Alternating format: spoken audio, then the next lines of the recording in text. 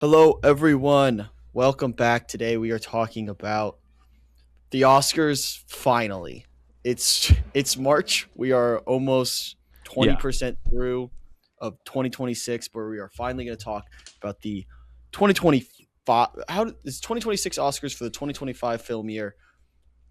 We can skip over the argument about why the Oscars are so late in the year, but JP, this feels like a fun Oscars. That's the vibe I'm getting right now. I'm excited Yes. because there's a lot more up in the air than at least the last couple of years. Yeah, I think this is a fun year because last year there was just a lot of shit throwing, a lot of shit throwing. I'm still adjusting my setup. No problem. um like it the Brutalists had the whole AI controversy, which was heavily bullshit just to kind of throw shit. And the whole Amelia Perez thing, it was a mess. This year there's like no real villains, so much so that Marty Supreme just kind of has to be the villain. I thought Hamnet was going to be the villain because it's the most Oscar baity one out of all of them, but people are loving it. So Marty Supreme is like the bad guy because of the Josh Safdie behind the scenes drama and Timothee Chalamet saying one little thing about opera. Like it's that much like everyone loves all of these movies. That's like, who's the bad guy? Who's the bad guy? That one. Like, it's just like we just had to just decide, I guess. Weird stuff. But other than that, I think this is a really fun year because the awards so far have yet to really make up their mind for most of the awards, except for Best Actress. I think that one's locked in. But everything else is really up in the air because Sinners keeps holding strong, which is I think unheard of in the 2000s at least. I think Silence of the Lambs came out like in February, something crazy. And we're seeing that again. Sinners came out so early that it's like there's no way it's going to last this long. It almost came out like a year ago. Yeah, It was an April release, right? I believe so. Like not And I even remember not even we Dune 2 talked could about it. survive this long, and Sinners is holding the line and actually gaining ground. That's crazy. It's Yeah, an interesting that's year. that's been the interesting thing because I remember when Sinners came out, we talked about it. We both loved it, and our walkaway thought was it'll lose steam by the time the Oscars come around. Yeah. It, as you mentioned, it's kind of done the opposite, especially in this last fourth quarter push. The SAG Awards were it was just a sitter celebration, and it was really Yeah. cool to see. And I and we're going to talk about. I think the most interesting race here is Best Actor, where it has now come down to basically Michael B versus Timmy, which is a very interesting race. Yeah. Yeah. But I noticed when watching the SAG Awards, the pop that Sinners and specifically Michael B. Jordan got in that room was ridiculous, and it was noticeable, and you Oh can yeah. tell. You're like, oh, they love this movie. And like, yeah, we knew people love this movie, but they love this movie. So, Yeah. and they love the people who made this movie. And I think it just felt like there's a momentum here that I didn't know it could have after almost a year after the It release. it So it's been has it has a weird atmosphere in that the people loved it. The actor, the crews and the actors, the people in the industry also loved it. The only people that didn't love it were the studios and the trades. So now it's like official like stamp of approval underdog status. I think that's where most of the grassroots love is coming from, is that dumb variety article, the crazy second weekend box office, all of that narrative is helping them. And then you have the SAG Awards and the Black Entertainment in Theater. Oh my gosh. I was supposed to look this up on what BET stands for. Silly me. But those came out the same weekend, and that was Mhm. I think the last weekend of February, and just like all the good press from those two awards after the BAFTAs is just incredible. Like that's the marketing that Sinners has going for it. And I think other movies like One Battle After Another, the marketing has completely died off. This is Yeah. such a long awards ceremony that it's just like people are tired. I think the Hamnet people and even the Marty Supreme people are especially tired because their movies came out so late in the year. They did the press junket for that, and now they're doing awards press. Everyone's just tired and happy it's almost Hmm. over. But the Sinners people have had enough time to take a break in between, and now they're back on the cruise. They're back on the party bus. Yeah. Black Entertainment Television. Okay. Woo. I do think it's interesting. We mentioned the timeline. People have had so much time to Yeah. sit with these movies, probably too much time. And now the Mm-hmm. online Twitter sphere of it all is something I think we need to talk about because that's what I'm consuming a lot of right now, and it is smear campaigns. It Oh, is really? I I'm not well, seeing dude, any of this. So yeah, go ahead. Timmy. Timmy is Yeah, it's getting the Timmy award. dragged through the mud right now. Yeah. Um, and it's gotten ugly, I will say. It's gotten pretty ugly. And I don't know. I It's always hard for me to separate and realize that is such a small part of this film community. The online Twitter fingers that people are Yeah. like I don't know how much that actually impacts the voting. I Now the SAG awards with all like the pop I saw in that room, that brought me to question is Michael B. Jordan going to win this award. Now, it's just really interesting Yeah. to see because they love Sinners so much, it's almost like they have to hate everything else, or they look for a reason to drag everything else down, which is a very sports fan type of mantra to Yeah. have, Yeah. where it's like my Yeah. team's better than yours, so your team sucks. It's like no, they all could be pretty good. And I was seeing that a little bit with One Battle After Another, the hate towards One Battle After Another, Mhm. and that um like it's an industry high budget blockbuster studio movie pretending to be revolutionary. Uh or or maybe, Paul Thomas Anderson has been friends with Mike DeLuca for so long that DeLuca's like, fine, get a blank check, like whatever. Like he got buddy long enough in the industry to get away with this movie. I don't know. I think the hate towards One Battle is a little much. And I do think it's a little bit of that where it's like, all right, it's that versus Sinners for most of Mhm. these awards.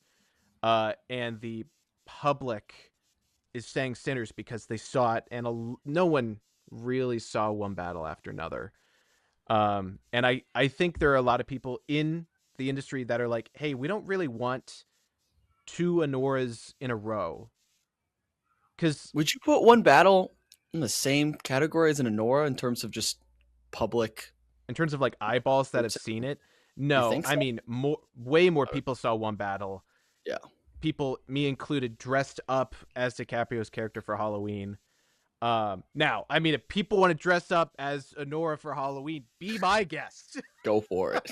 Have fun. But you're right. Way more people saw One Battle in theaters on IMAX screens than people that saw Honora. But in terms of the popular game, it doesn't hold a candle up to Sinners. Oh my god. Mhm. So yeah, I think we should just go through these awards, talk about them kind of individually. A lot of these you will know most of the nominees, and I yeah, might know none of them yeah, for especially some of the documentaries, some of the shorts. But I do want to caveat. I watched Sentimental Value last night. I'm trying real hard not to be prisoner of the moment. I yeah. texted. I was going through my all these predictions, and I sent this text out in the group chat. I go, um, recency bias is a stronger drug than cocaine because why do I think this is a perfect movie? Yeah, yeah. Like I walked away from Sentimental Value blown away. I love that movie so much. I like It's there are layers to it that I will yes. never ever uncover.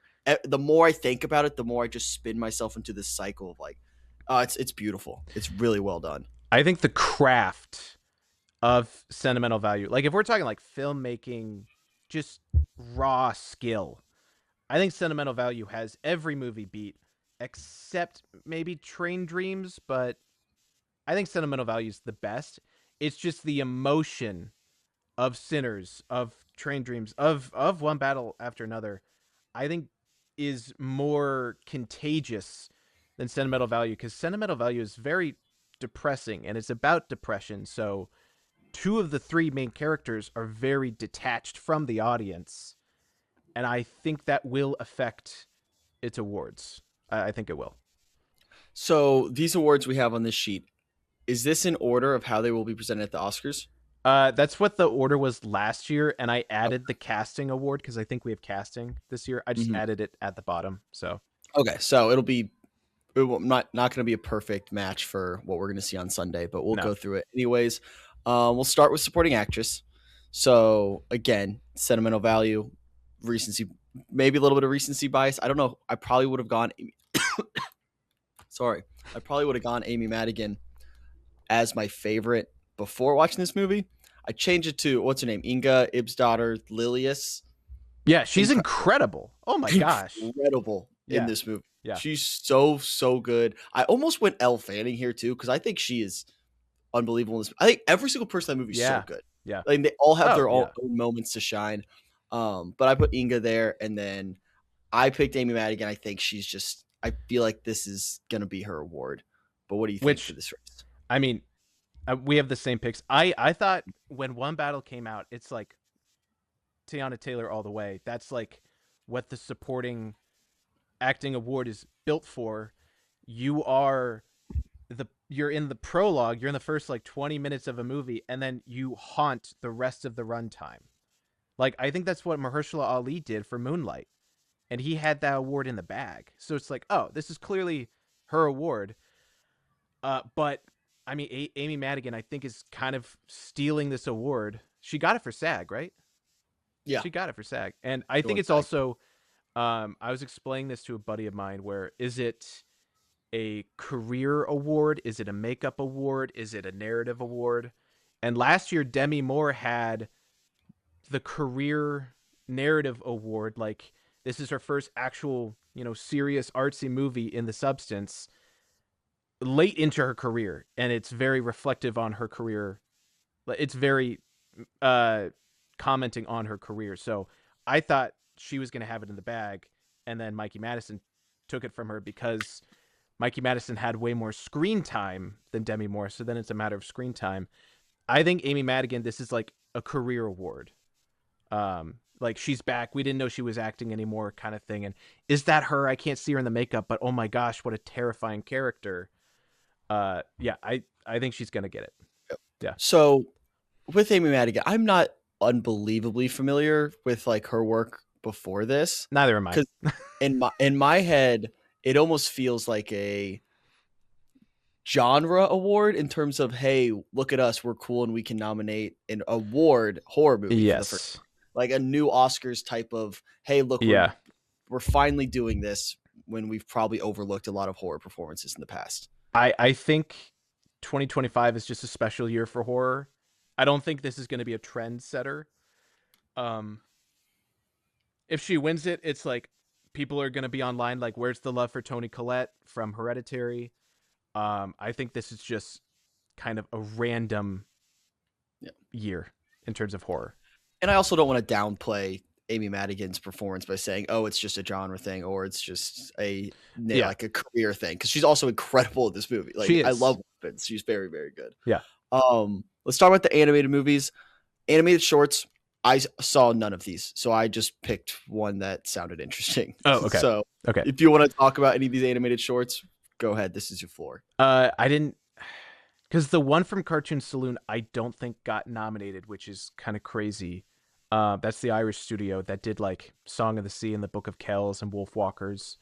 But the one I did see is Retirement Plan, and that's also from an Irish filmmaker, and it is very. It's funny because when I saw it, it was like labeled as a comedy, and you see it, and it's like, why am I crying? Why do I fear death? Like all that kind of like bittersweet tenderness to mortality, but in like a funny way. Uh, it's a very well made uh movie, very emotional. So I think Retirement Plan is gonna win. Okay, and then animated feature.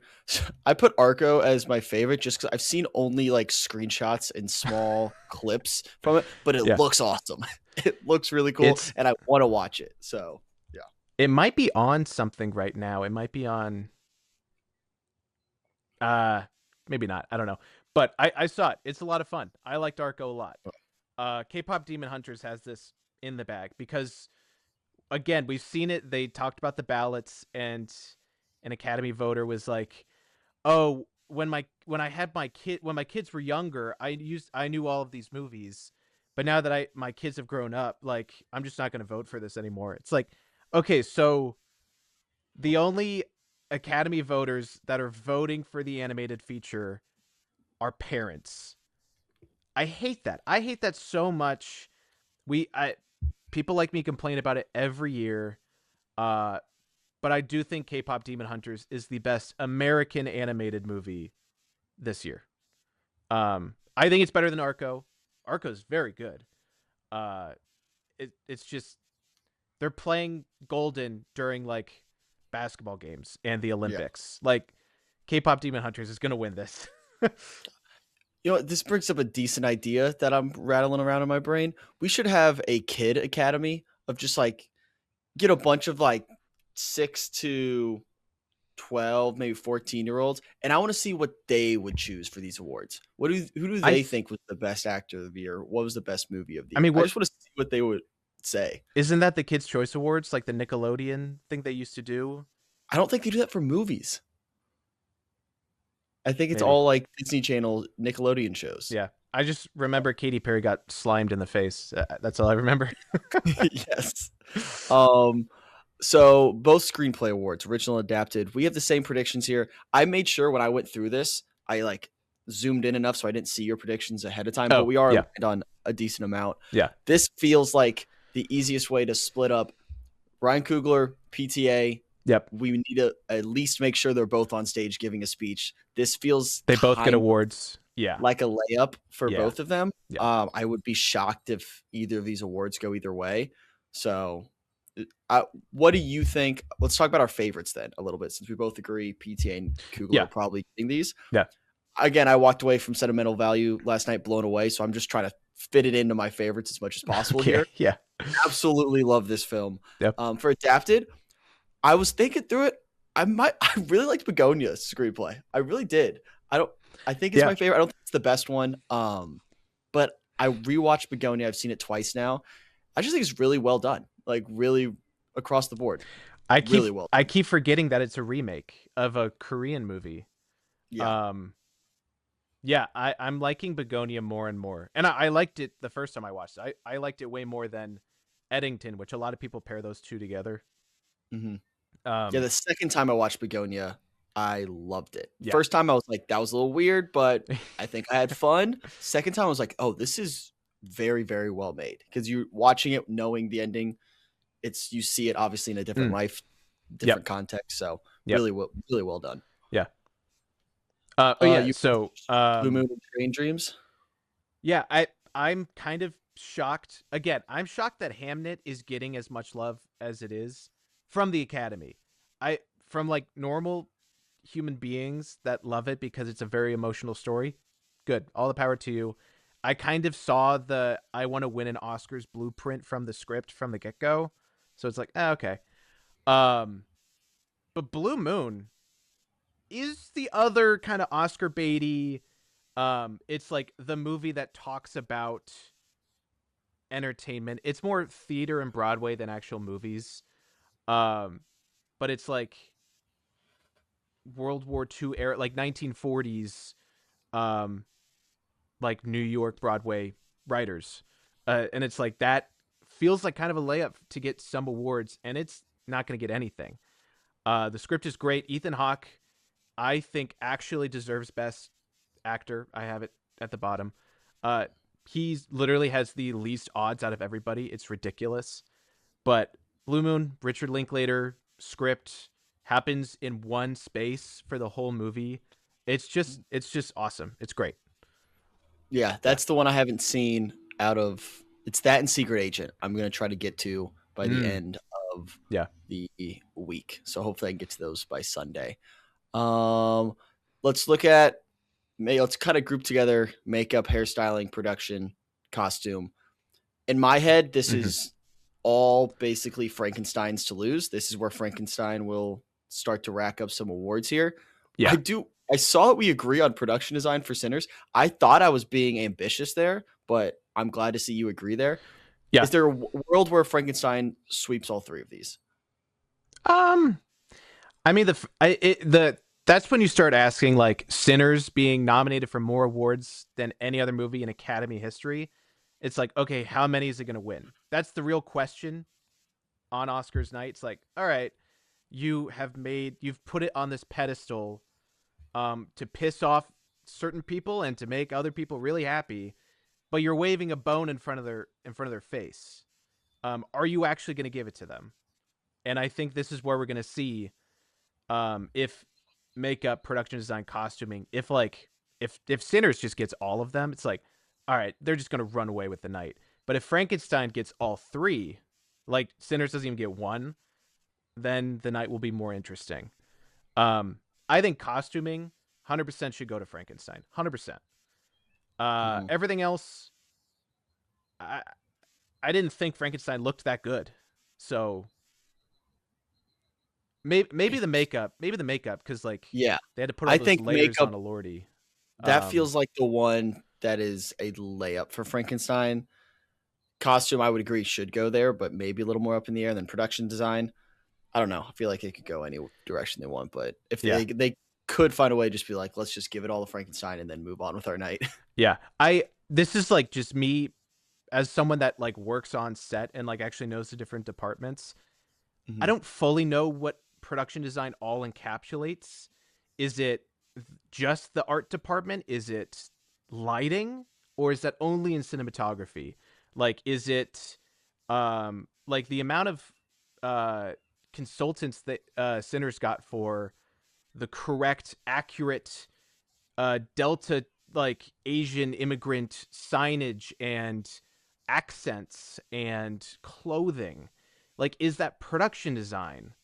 Do you hire someone for that job specifically? You have an Irish consultant. You have a Delta like black community accent. Like you have all these people. Is that production design or is that something else? Because if it is, 100% Center should get it. Because it is like it's like a time machine. That movie is a time machine. They actually give a shit about the era, unlike Wuthering Heights or The Mhm. Odyssey. Like, if we're gonna reward it, is it this award or is it somewhere else? That's just a question. Yeah. No, that's a Um, very interesting point because I think that almost shines light on how the Oscars and the Academy at times can feel like it alienates its common audience, just like its casual viewer, where yeah, someone who like my mom wants to turn on the Oscars, she doesn't know what production design entails.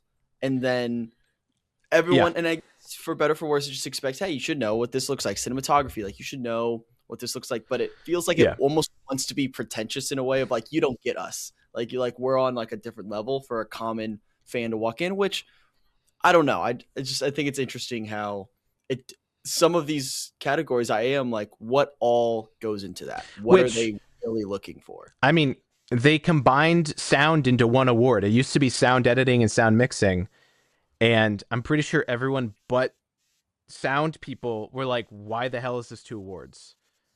So I think they are trying to make it as viewer friendly as possible, and that production design is just kind of we'll put all these together. It looks Yeah. pretty. I think that's Yeah. just what it is. Yeah. International feature. This is interesting for me because again, saw sentimental value last night. I'll say for the Yep. 10th time. Yep. I don't know how this isn't the runaway. I have not seen Secret Agent, which it seems to be those are the two battling it out maybe for this. And Secret Yeah. Agent, I think, might have a slight lead at this opportunity or at this point. Why is this not sentimental value? Do you think it should be? And you have no other choice there, which we can talk about. Yeah. But Yeah. this race feels a little weird for me. It's because It's because of a lot of things. The Academy is getting a lot more international in a good way. I think that benefits cinema as a whole, that we're looking outside of America. What is it? I think we have two movies nominated for Best Picture that are not from America. Um, I'm blanking on them right now, but I think sentimental value in Secret Agent. is that just it? Because like it was just an accident. Won the Palme d'Or at Cannes, Yeah, and and missed. usually that's like the express ticket to being nominated for Best Picture, and it got snubbed in most categories except I think international, Hmm. um, which was a surprise. And then you have No Other Choice, Park Chan Wook, like an incredible movie, and just zero nominations. Some of the craziest cinematography of the year, some of the craziest plot twists and acting and characters of the year. No love at all. I just put it there because what the hell? What is wrong with the Academy? I think there are a lot of I have a lot of opinions about the International Feature Award from the Academy and how American audiences are watching international films right now. We're watching Brazil movies because they're all the Brazil movies that we're watching are about the 70s military regime, disappearing people and all that like political stuff. And viewers find connections with Brazilian movies about their 70s government and what we're going through right now. That's why Brazilian movies are so popular right now. I'm Still Here last year, Secret Agent this year. That's why. Um, they're also really good movies. I actually think Yeah. I'm Still Here is better than Secret Agent because I personally connected with that movie and certain scenes in that movie more than Secret Agent. Um, but again, because it felt familiar. And I think that's a big reason why those movies are getting so much media attention and love, Yep. because we're connecting with it. Not because they're the best, even though they're really good. It's just we Americans are connecting with them more than sentimental value. And so I think that'd be my argument for sentimental value is I think someone could watch it, not connect with it maybe emotionally, but then still fully respecting understand like this is an incredibly well made film. So again, I can't Yes. speak for Secret Agent, so I could have the very similar effect there. But I think sentimental value for me it hit both. Like I connected with emotionally, different layers to different characters. Yeah. Like I was in it, but then also take a step back just critically. I'm like, this is incredibly well done. So that's why I push for that. It'll be very interesting to see where it goes. I could honestly see this going either way. But it does feel like Secret Agent has kind of has a little bit of a lead heading into Sunday, I Yeah. think. I think so. Yeah. Supporting actor. All the actor awards are very interesting, maybe besides actress.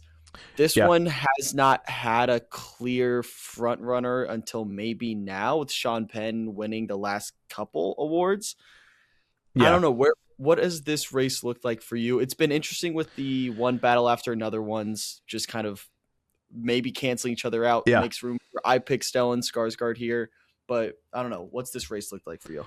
Um, I'm kind of glad Benicio is probably not going to win it, even though he's the best part of that movie.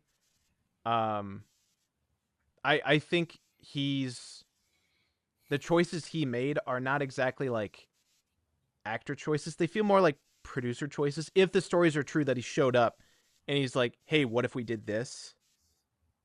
narratively.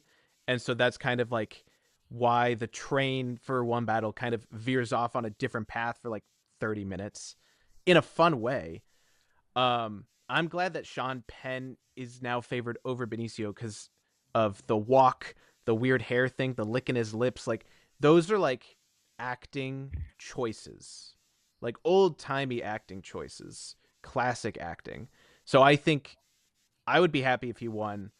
Um, I I don't look forward to hearing his speech, but like I just think he's the best performance in terms of supporting. Yeah. Stellan, I don't know. I'm a little cautious because Stellan Skarsgård had the stroke I think a couple years ago now at this point. I'm worried that we have seen the peak of his acting abilities because he has actually been affected career wise because of the stroke. He now needs like an earpiece. He can't really memorize lines that long. So he like we'll never get a Stellan Skarsgård monologue ever again, which is a tragedy. So then it's like, okay, do we give him the award now? Again, career move. He deserves one. I don't know if he has one. I'm not actually sure. Do we give him the award now or do we not? Like, I think that's kind of a part of it. Yeah. But I I don't know. think, I yeah, think he is.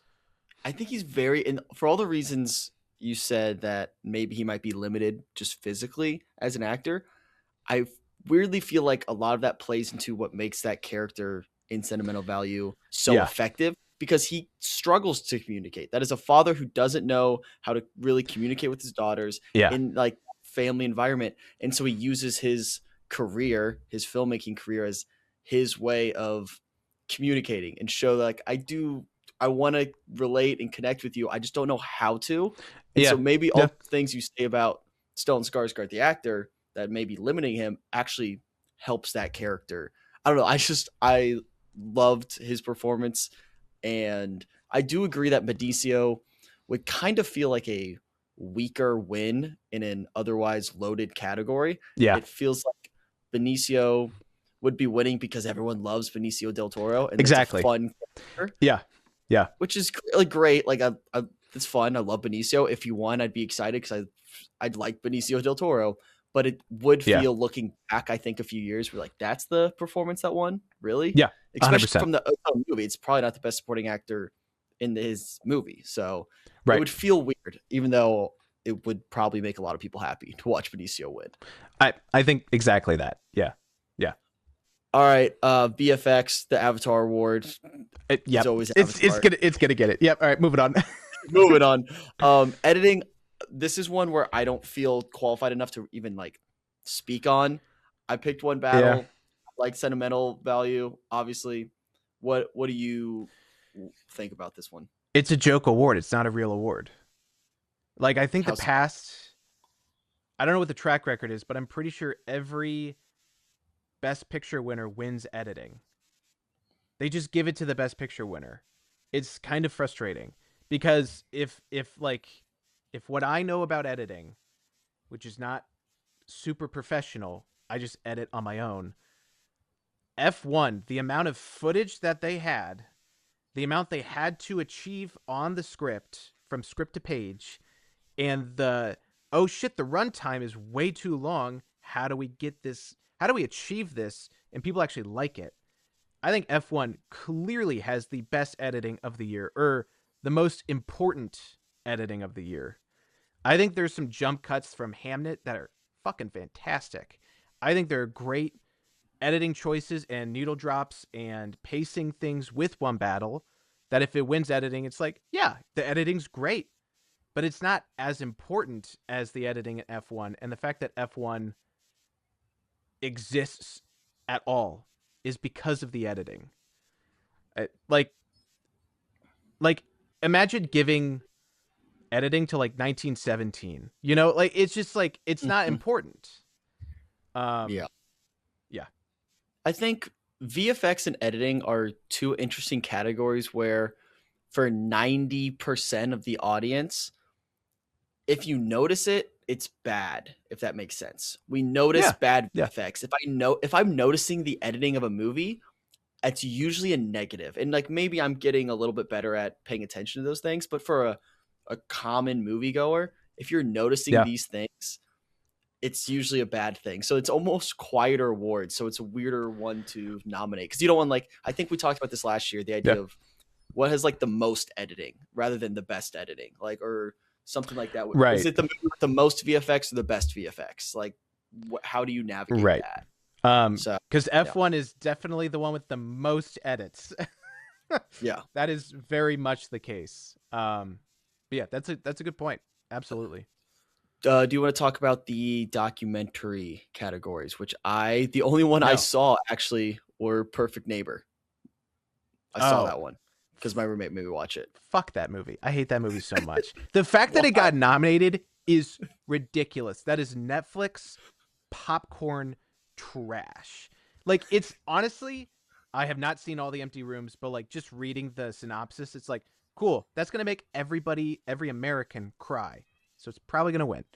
Alabama Solution, I'm hearing good things about it. So it's like, all right, cool. I'll vote for that one. The Perfect Neighbor is exploitation. The way the Netflix editors, now I don't know if Netflix produced it or if they just bought it, I don't know, but the way the documentary team just sits on this woman, she's a terrible person. Like, yes, she is a bad person. It is a tragedy what happened, but the way the movie uses the camera to say, yeah, like inviting us, the audience, to like spit on this woman is so cruel, even though she is a murderer. There's no empathy. There's no even question of trying to understand what happened. It's vilifying her. And meanwhile, the police, which did jack shit after all of those calls, we are in the perspective of the police the entire movie. And like, no. I'm not going to do that. Like, it's a very exploitative documentary style. And the fact that it got nominated pisses me off. I'm I was just surprised to see it on there, honestly. I watched this Yeah, months ago, and then when I was looking through the nominations, I was like, "Really? That shocks me." exactly. So, Yeah. yep. Yeah. We can That's move like if on. That's like if Tiger Oh, King won like an Emmy or something. Like, what the hell? Yeah. yeah. Yeah. Cinematography, we both picked one battle. Do you want to just shout out Train Dreams for some of the cool stuff they were doing? I mean, yeah, in terms of, again, this is like F1 where it's like the cinematography is like the whole point Train Dreams works. But I think what PTA can do with the camera and the lighting, I do think lighting is under cinematography, by the way. How he lights the scenes, how he shoots the scenes is just incredible. Where he puts the camera, what lights he uses. He's very like shoestring budget in terms of how to dress up the set. Super cool stuff. There's already guys on YouTube that are like breaking down where PTA puts the camera in this scene. So it's like I'm kind of already being influenced by those guys to say, of course, One Battle gets the best cinematography. But in terms of like the importance of how the camera is used, Train Dreams is just incredible. Um, like all naturally lit and using a digital camera, but because everything is so low light conditions, you kind of have to. And just the way they frame everything, the way what they put in front of the camera, how where they like move it through the woods, just beautiful stuff. Yeah, Yeah, I love Train Dreams. I think this Oscar was won the second I saw that shot in the hills of one battle after another with the exactly. car. Yeah, It was over. You can put a yeah, bow on it. As soon as that shot happened, I was like, "Yep, this is it." yeah, yeah. Oh yeah. Live action short. I only put The Singers because I thought Academy Award winners or Academy voters would be stupid and think it's Sinners and accidentally vote for it. So I'm leaning on the That's pretty funny. stupidity of some of the voters to vote for The Singers. I've not seen any of these. I actually can you edit mine? I actually do want to change my Yeah, mind. yeah. Um my favorite, I'm sticking with it, but pick I actually am going for the pick. I'm going with the Singers as well. Let's It go. When it comes to the stuff that I haven't seen, like the documentary shorts or the live action shorts, I just kind of do it off the vibes of the marketing. Like how confident is the whoever picked up those short films marketing that material? If they're super confident, like Alabama Solution and The Singers, I'm seeing a lot of behind the scenes and like interview with the director of The Singers. It's like, okay, it's probably going to win. It has more buzz than the rest. But me personally, I have seen two people exchanging saliva. It is fantastic. It is very French. Sometimes when you watch a movie that's just so French, you gotta laugh with it. Um, it like it feels like you would watch it in film school. Like if anyone has seen like La Jetée or like Cleo from 5 to 7, you will love two people exchanging saliva. It's that level of French cinema snobbiness, but also like super nihilistic, doom scrolling, like we're screwed, everyone's already dead kind of nihilism. Fantastic. Sometimes the French are such pessimistic, like art snobs that it's just fun to watch. I don't know. Uh, but that one's really good. It's really good. It's really good. I don't know if you sold me on it. Okay. Like I listened to all that and I was like, okay, interesting. I don't know if I'm sold, but maybe I'll check Well, it out. okay. So the premise is, it's like illegal to kiss people. It's illegal to Okay. kiss people, and so no one brushes their teeth. In the morning, you chew like a clove of garlic instead, and you follow this woman that works at like a like purse and dress shop, like in a mall, and she is quietly falling in love with like her top client, her best customer, and it's like very forbidden love in the most French way possible. It's great. It's great. All right. Yeah. Let's talk about let's kind of group together sound, score, and song here. All right. Sound, we both picked F1. That feels, I feel pretty confident in that one. Yeah. That feels like where F1's probably going to pick up their one award for the night. Yeah. Yeah. Uh, Score, this, we both picked Sinners. I feel like Yeah. that feels pretty good too.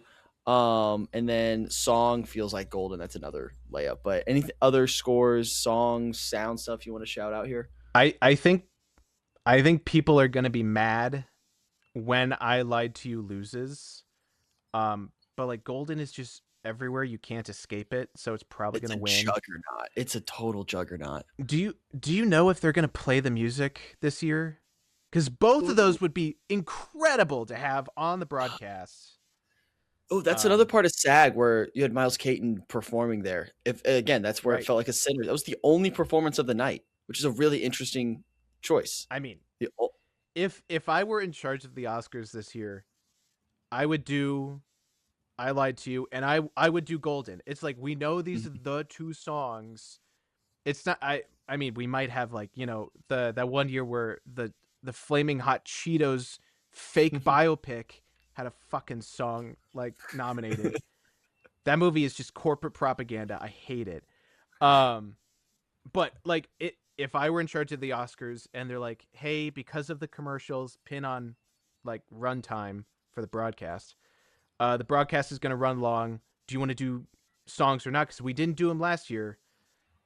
I would say only do I Lied to You and Golden. Just like pit them head to Yeah. head. Just do it. Um, but the actor awards, SAG awards, I hate the name change, but was it on Netflix? It was streamed. It's Netflix. Yeah. It was not on TV. It was on streaming, which means the commercial breaks were like 30 seconds or like a couple minutes. Um, and it it was really short. I didn't watch it, but I heard like it felt like a breeze because It there was weren't great. commercial breaks, It's nothing. awesome. So whenever Netflix or whenever the Oscars goes to Netflix in 2029, Yeah, 2030 maybe is the first. I don't know. yeah, bring back the songs. Like if we're not going to do it this year, you better do it when it's on Netflix because now you don't have an excuse. And that'll bump up the viewership when you get something like Golden or I Lied to You or I'm Just Ken. Like it will bump up viewership. So, yeah. I mean, Ryan Gosling on SNL 2 nights ago was still shouting out and like paying homage to "I'm Just Ken." Like Yeah. that song, you have moments like that that could like just live on forever. Yeah. Let's talk about the big ones. We're now actor, director, actress, best picture, best actor. Timmy versus Michael B. Timmy's being dragged through the mud. It Yeah. almost feels at this point, we're recording this on Monday. We're about a week out from the Oscars. It almost feels like Timmy is officially an underdog going into I wouldn't say that, but category. it's The betting odds have changed, which you can say what you want about it. It's kind of a big deal. Michael B. Jordan is now the betting favorite on DraftKings, not just like the Kalshi ones where it depends on right. who's putting money where. DraftKings has Michael B. Jordan as the favorite. It's slight, but Timmy has been But minus 300 or better for months, but and it when finally switched. when uh Academy voting is closed, I think it closed Mhm. this weekend. When did the Timothy drama start? That's the question. It was rumbling there for a little bit with his promotional tactics for Marty Supreme, when they were like, Yeah. "This kid wants it too bad. Yeah. Is he still in character for Marty Supreme? Is he just doing that?" But he's trying to sell a movie at that point. I think people can't Yes. separate when he was trying to sell a movie and then now trying to win an Oscar. Since Yeah. that movie's been out of theaters or he's done his part, he's really toned down his Yes. He's theatrics. really humbled himself. I think he won Critics' Choice or something. Mhm. And that speech was very just kind of off the cuff, kind of like nervous. Mhm. And I tried to watch all of the McConaughey and Chalamet variety thing at UT Austin, which is where this opera Yeah. drama blew up. It's a great interview. They're both they're both very relaxed. They're very casual, and they're just surrounded by college students. And I think Timothy knows he can get a reaction out of Gen Z in a good way, like for his career. And so the way he like talks, the people in the audience reacted. So he was very kind of laid back, very comfortable. And so this whole opera thing came out, and I just think he answered the question, or I think he just phrased it wrong. Like Yeah. it's not like he hates the opera. It's he doesn't want movies to be opera. And if they are opera, he does not want to be tied down to only movies. That's what the whole conversation was. Because he's like, yeah, I'm doing movies, but also Matthew McConaughey, True Detective fame. You do TV as well, and you do commercials. I'm doing fashion commercials and perfume commercials, and I go to the Knicks games because Mhm. I'm like the He's on only celebrity my he's on College age. Game Day, yeah. College He's like, game day. He's he's the like, ball knower of celebrities yeah, now. he's like, I don't want to be tied down by the Friday box office. I don't want to be exclusive to the Friday box office. And that is a very different answer from even Leonardo DiCaprio. And so that's what he's saying. He's like, if movies become opera, become ballet, become elitist and rare, like a rarity that only a certain artists, prestige, people go to, he's like, I don't want to be a part of that. So the opera people that are like erupting over this, they didn't watch the whole clip and they're getting free press out of it. So the only thing Timothy has to do is if opera and ballet tickets spike this month, he just has to go to the Met in New York, buy a ticket to not like Nutcracker or like I don't know, like Moulin Rouge or not like a basic like bitchy one. Go to like one like call your agent and say what opera will like make people respect me. Buy that ticket, put that on your Instagram story, watch the show, praise it. That's all you have to do. Like Yeah. I'm not here like, oh, he should apologize. Like, no, he's a celebrity. He wants to be seen as an artist, as a creator, but the industry is in dog shit debt right now. So he doesn't want to be, like mafia, tie a cinder block to his ankles and throw him into the ocean. If that's what movie making is to him, he's going to leave. That's what he was saying. Yeah. That's all he was saying. He seems like someone who really cares about the health of the industry, and Well, he maybe in defense and like trying to defend it and like root for the industry, it accidentally came across, again, if you watch the full clip, you understand the full context, but maybe it came across as it, our it, industry it's is better. it's not that, it's that if the industry isn't healthy, then that's the way things go. If it doesn't adapt, then he's not going to stick with it. Yeah. That's what he was really saying, is that like, and I've been a part of this where it's like, guys, you have to see the new Pixar. You have to see Dune 3. You have to see There's a new Marvel movie that Sinners. I've heard is incredible. You have to see, like, you guys have to go to the theater to like save cinema. No, if what Timothy is saying is, if it's on the way out, it's on the way out. That's what he's saying. If Mhm. it is going to become this like snuffy rarity where it's like only a few theaters are going to be open per state, he's not going to stick to it. Like, Yeah. I go in Indianapolis, I go to the Can, I go to the Landmark in Keystone, I see weird fucking movies. I am rare. Like, I'm not a normal dude. Like, the most recent like movie that I won't stop thinking about recently is Sound of Falling, a German movie that premiered at Cannes last year, did not get nominated for any awards. And it's a wild ride. It is a crazy movie. No one's going to see it except for the people that go to the art theaters, that follow the Cannes lineup and say, "Oh, that one audience choice, I'll check it out when it shows up near me." That's Yeah. not a normal person. So if that's all what movies are going to be, say in 10, 20 years, then the Timothy Chalamets in the world can't exist in that. They can't. Yeah. And then for people expecting them to be in those movies to pretend that it's like a Marvel movie, that's not how this works. Like, celebrities do not like confirm box office success anymore. They don't. Not even Timothy. Even though Marty Supreme did make a profit. Yeah. Um, My yeah. big issue is there seems to be a small narrative that the lesson that Timmy can learn from this is, hey, stay out of the spotlight. Don't talk so much. Like, take a Leonardo DiCaprio route of, we don't know much Mm. about him, which I hate. I love what Timmy's doing. He is more in front of the camera. He connects with a younger audience because he's going on college game day. He's doing these things that Yeah. someone like Leonardo DiCaprio didn't do. And now it's a little more accessible through social media and the internet, but he's Yeah. also dating a Jenner. Exactly. But So he I he is think, a different type of celebrity and movie star, but yes. people Yeah. want him to be the older generation of actors. Yes. But yes. And I will say, yeah, I think it's growing pains of him being a different kind of film Movie star. movie star. Yeah.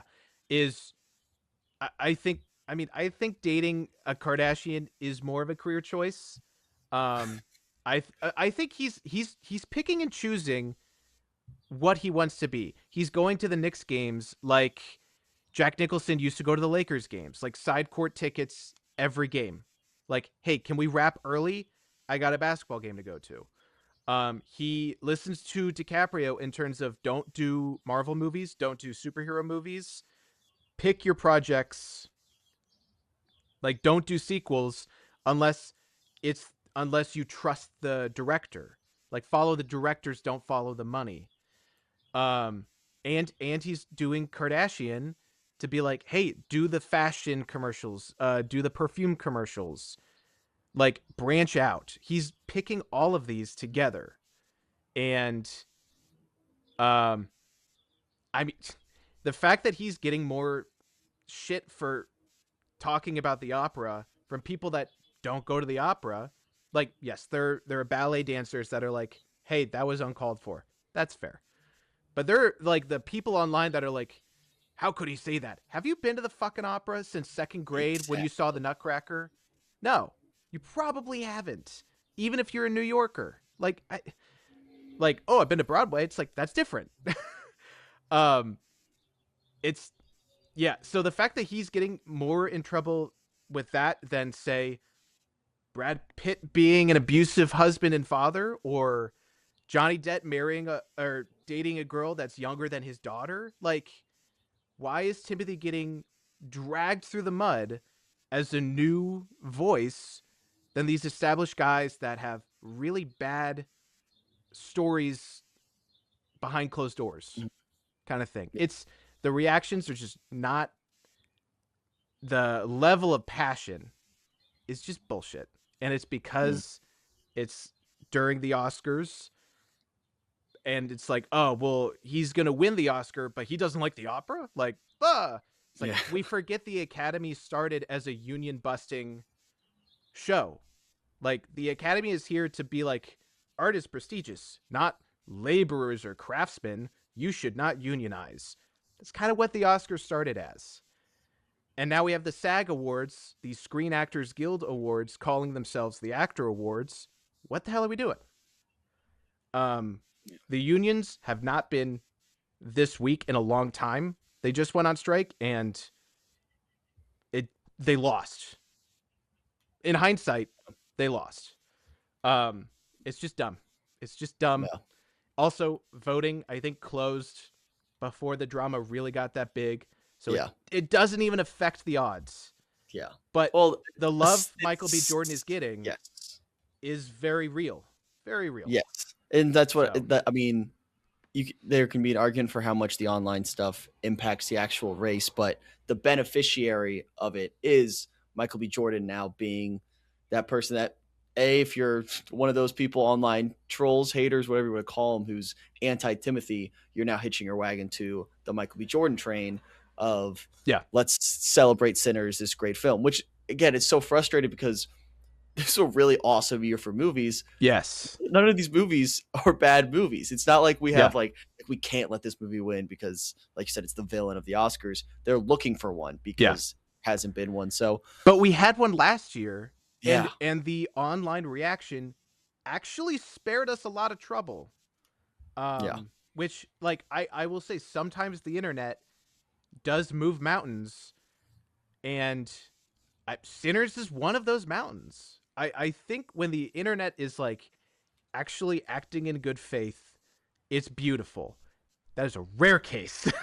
yes. Yeah. So we both still predicted Timmy to win this one. I've Yeah. kind of just stayed there and held my ground on that. I was really close to picking Michael B. Jordan here. Like really, really, I think it is a It's as much of a coin flip as possible. I just think it's a runtime thing. That's how Mikey Madison won last year. Like Michael B. Jordan, even though he's playing twins, is the like third and fourth most important character in the whole movie. You don't win lead actor when you're the third and fourth most important person in the movie. Timothy Chalamet is in every minute of Marty Supreme. He is Marty Supreme. Yeah, Like it's that's the his movie. name is on the poster. I just think the Academy moves pretty slow. I think they're just gonna go with Timmy. Yep. Director, we both picked PTA. This feels like, again, I hate saying career award because it downplays how awesome of a job they Yeah. probably did this year, but it does feel like that moment. Like he's finally, we can reward PTA for Yes. everything he's done. Yeah. It just feels like that this is going to happen, despite Coogler knocking on the door. Maybe he's maybe one or two movies away from getting this PTA treatment. Yeah. Of Yep. hey, you finally got it. So PTA's just been in it longer. Yeah. Ryan Coogler feels like he is just getting started. Mm-hmm. And you're probably saying, what are you talking about? He's already made 2 movies that grossed over $1 billion. What do you mean just getting started? And he's also like started 2, maybe soon to be 3 franchises with Sinners, definitely getting a sequel at some point. I don't know. Denis Villeneuve didn't start his career until he already had gray in his beard. I don't know how old that guy is, but like it took him a while to become kind of like the god director right now, untouchable. We'll see after James Bond. But it like I feel like Ryan Coogler is just getting started. So Yeah. I'm excited to see where he goes. But as soon as you say that, the Oscar suddenly disappears. Yeah. And well, you think about where he's going next up. I believe the only 2 confirmed projects are the third Black Panther and the X-Files reboot that he's doing, which is an Right. interesting kind of pivot from the success of a movie like Sinners. Yeah. You're going back to a franchise that has Yeah. since the first Black Panther just totally kind of is it a totally different environment to say you're doing a Marvel movie now than it was Well, yeah. 2019. I mean, like he was signed on to that project before Sinners became Sinners. Yeah. So he's like, I'm gonna do my own little pet project, and then that's gonna maybe make money, which means I have to do another MCU project to afford rent. Mm, But Sinners became its own thing, so now he just contractually has to just do Black Panther 3. And then X-Files might be another pet project, fingers crossed. And then he has so much money. He can make whatever the hell he wants. mhm. So whatever happens after X-Files, sign me up. Yeah. Best actress. This is Jessie Buckley. Get out the brooms. She's sweeping Yeah. absolutely everything. Yeah. So, Yeah. and deservingly so. She's absolutely incredible in that movie. Whatever your qualms might be with Hamnet, which Hamnet has been kind of lumped into some of that online, let's drag the other movies. I think a lot of it is just kind of half-assed arguments. Like, Uh, oh, she hates cats. Like that was that yeah, was that's a weird such one. that was such fake drama. You're right. It's all these movies are great. All the filmmakers are like friendly and people want them to succeed. Like again, Chloe Zhao, I think she's a great director. She needs someone else to write her scripts. That's just me. Yeah. Fantastic director. Um that is just like Jesse Buckley is like, yeah, my husband's cat was shitting on my pillow. So I told him to get rid of it. And people were like, "You're the devil." It's like, "Okay." Yeah. It's because everyone is having a good time this year. Yeah. Yeah. Yeah. All right, let's do casting and then we'll wrap up with Best Picture. This feels like a potential, hey, you didn't win Best Picture, Sinners. Congratulations, we're Yeah. giving you the casting award because this Yeah. is new. So we don't really know how they're gonna vote on this one. Um, Right. so this will be interesting, but it could be another way where you kind of split and you don't fully commit to the one battle because we both have one battle Yeah. winning Best Picture. I do see a world where they just split these two as well, Sinners in one battle. Well, again, we don't really know where this is going to be in the night, so maybe it's not even Mhm. that. But one other award show has casting. I think it's SAG definitely has a Mhm. ensemble award. Yeah. So uh the Academy members, a lot of them have already voted for it. And the answer is Sinners. So yeah, Yeah. I think it's just got it. Yeah. Yep. And then one battle for Best Picture. It's been the favorite for basically since it came out, Yeah. and Sinners is doing its best. And we've talked Yeah. about at the top of this show. The momentum it's had in the last couple of weeks is impressive because the just proves the longevity of a movie like this. I just don't think it's gonna knock it off. I don't think it has enough to really take down Yeah. battle. I mean, if you look at like the favorite movie of every year versus the best picture, they rarely match. It's rare. Mhm. So I think One Battle is just like the Academy standard, like auteur filmmaker. Well, I mean, it's actually like an action chase scene movie, so like not actually even Mhm. standard, but um if Sinners steals it, it will be Sinners stole the award from One Battle, but also people will be like, hell yeah. It Yeah. will be a big a welcome surprise. But I think honestly, Sinners has already won. It is a successful movie. One Battle is not. It still is in debt. It did not make its money back. So if it wins Best Picture, that certifies some revenue from streaming for a very long time. Yeah. So I don't think Sinners needs the award. Yeah, that's a great way to Um put it. I yeah. 100% agree. It just feels like Sinners is the winner of this, whether award season or just year, and that's gonna be the takeaway, whether it wins Best Picture or not. Yeah. Yeah. That's a great way to put it. Awesome, dude. I am excited for Sunday. It's a weird Sunday too because it's also Selection Sunday for the sports fans out there. March Madness. It's Oh, gonna be a okay. long evening for me. Well, it goes selection show. I'm gonna have to do a post selection show Mm. Yeah. recording, and then go straight into Oscars, and then I will do some kind of Oscars recap.